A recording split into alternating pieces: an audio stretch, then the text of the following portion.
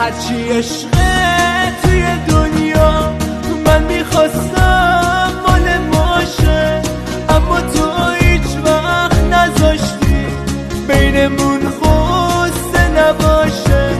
فکر میکردم با یه بوسه با تو هم خونه میمونم، نمیدونستم نمیشه.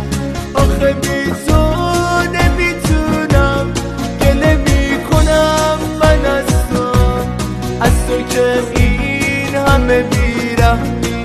1000 بار مردم از عشقت، تو که هیچ وقت نمیفهمی.